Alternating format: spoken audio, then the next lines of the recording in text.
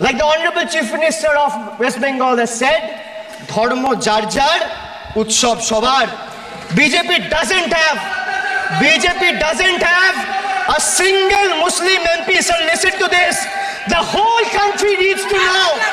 The whole country needs to know that BJP doesn't have a single Muslim MP in Lok Sabha, Rajya Sabha, or any state assembly. Diversity isn't about the colors in our flag. It's about the people in our parliament. So the absence of diversity in parliament has tangible consequences in the past. It led to policies that overlooked the needs of marginalized communities, legislation that failed to address systematic injustices, and a governance structure that perpetuated inequality rather than fostering unity. The marginalized across the country have spoken with a strong voice, this time and unequivocally rejected a government that has betrayed their aspiration and rights. सबको समानता, सबको न्याय, उस भावना को चोट पहुंचाई। आदरणीय सभापति जी, आपको मालूम है सुप्रीम कोर्ट ने शाहबानो का जजमेंट दिया था। एक भारत की महिला को न्याय देने का काम संविधान की मर्यादा और स्पिरिट के आधार पर देश की सुप्रीम कोर्ट ने दिया था। एक वृद्ध महिला को उसका हक मिला था सुप्रीम कोर्ट से, लेकिन उस समय के प्रधानमंत्री राजीव गांधी ने शाहबानो की उस भावना को, सुप्रीम कोर्ट की उस भावना को नकार दिया और उन्होंने वोट बैंक की राजनीति के खातिर संविधान की भावना को बलि चढ़ा दिया और कट्टरपंथियों के सामने सर झुकाने का काम कर दिया।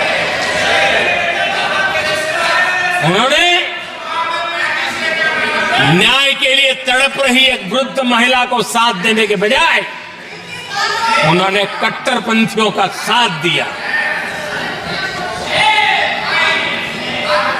संसद में कानून बना करके सुप्रीम कोर्ट के निर्णय को फिर एक बार पलट दिया गया।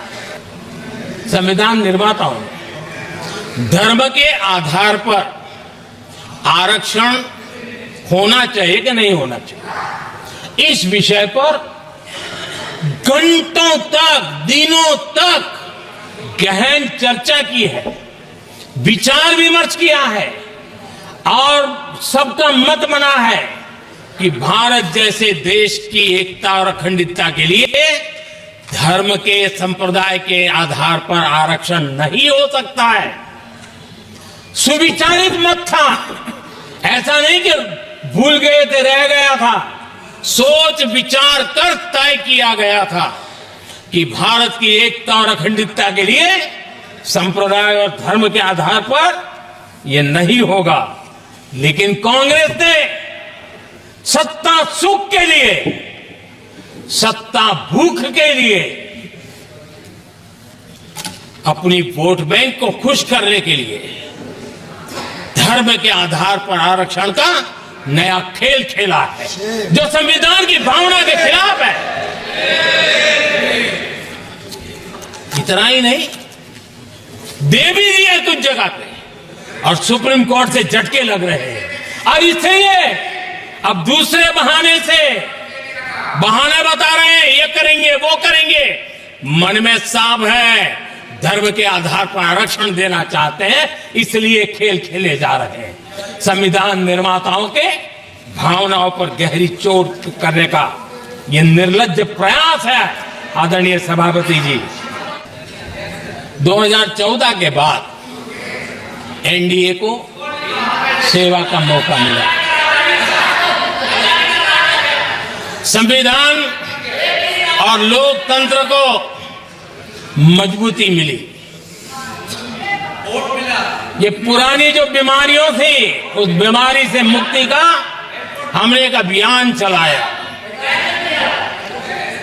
बीते 10 साल यहां से पूछा गया, हमने भी संविधान संशोधन किए। जी हाँ, हमने भी संविधान संशोधन किए हैं देश की एकता के लिए, देश के अखंडता के लिए, देश के उज्जवल भविष्य के लिए और संविधान की भावना के प्रति पूर्ण समर्पण के साथ किए हैं। हमने संविधान संशोधन किया, क्यों किया? इस देश का ओबीसी समाज तीन दशक से ओबीसी कमीशन को संवैधानिक दर्जा देने के लिए मांग कर रहा है। ओबीसी के सम्मान के लिए, उसको संवैधानिक दर्जा देने के लिए हमने संविधान संशोधन किया है। हमें गर्व है ये करने का। समाज के दबे कुचले लोगों को उनके साथ खड़े होना, ये हम अपना कर्तव्य मानते हैं, इसलिए संविधान संशोधन किया। आदरणीय सभापति जी, इस देश में एक बहुत बड़ा वर्ग था, वो किसी भी जाति में क्यों न जन्मा हो, लेकिन गरीबी के कारण अवसरों को वो पा नहीं सकता था, आगे बढ़ नहीं सकता था, और इसलिए उसने असंतोष की ज्वाला भड़क रही थी और सबकी मांग रहती थी, कोई निर्णय नहीं करता था। हमने संविधान संशोधन किया, सामान्य जन के गरीब परिवार के 10% आरक्षण का किया, और ये पहला आरक्षण का संशोधन था। देश में कोई विरोध का स्वर नहीं उठा, हर किसी ने प्यार से उसको स्वीकार किया। संसद ने भी सहमति के साथ पारित किया, क्योंकि समाज की एकता की उसमें ताकत पड़ी थी, संविधान की भावनाओं का भाव पड़ा था, सबने सहयोग किया था, तब जाकर के हुआ था। आदरणीय सभापति जी, जी हां, हमने भी संविधान में संशोधन किए हैं, लेकिन हमने संविधान में संशोधन किया महिलाओं को शक्ति देने के लिए। संसद और विधानसभा में, और संसद का पुराना भवन गवाह है, जब देश महिलाओं को आरक्षण देने के लिए आगे बढ़ रहा था और कानून बिल पेश हो रहा था, तब उन्हीं का एक साथी दल वेल में आता है, कागज छीन लेता है, फाड़ देता है और सदन स्थगित हो जाता है, और 40 साल तक विषय लटका रहता है।